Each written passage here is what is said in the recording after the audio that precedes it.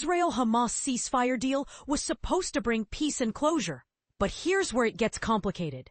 Israel has just received 2 bodies from Gaza, which Hamas claims are hostages. This development raises more questions than answers and highlights the fragile nature of the agreement. Let's break it down. The latest update. The Israeli Prime Minister's office confirmed that the remains, transferred via the Red Cross, are now in Israel for formal identification. Hamas stated these bodies were recovered in Gaza on Saturday. This brings the total number of deceased hostages returned to Israel to 12 out of 28. But here's the catch. The ceasefire deal explicitly demanded the release of all hostages, both living and dead. So why the delay? The controversy.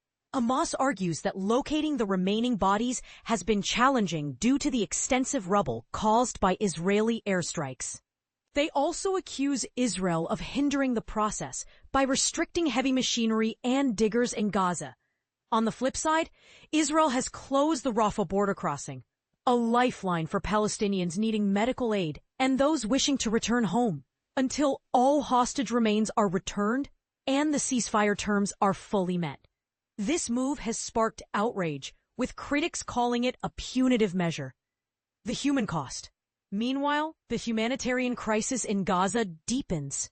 UN humanitarian chief Tom Fletcher described the Gaza Strip as a wasteland, with families sifting through debris to find their loved ones and homes.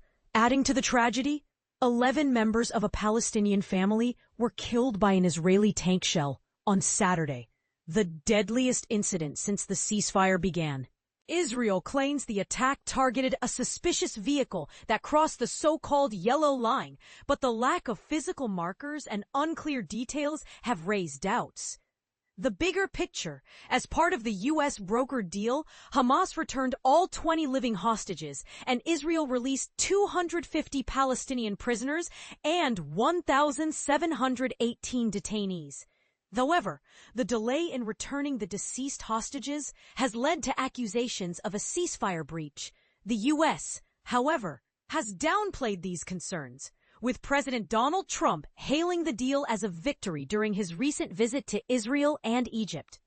A leaked version of the agreement suggests it accounted for the possibility of delayed body recoveries, but the text remains unpublished. The questions that remain: is Hamas genuinely struggling to find the bodies, or is this a tactic to gain leverage? Is Israel's closure of the Rafah crossing justified, or is it an overreaction? And most importantly, will this fragile ceasefire hold, or are we on the brink of another escalation? A thought-provoking question for you.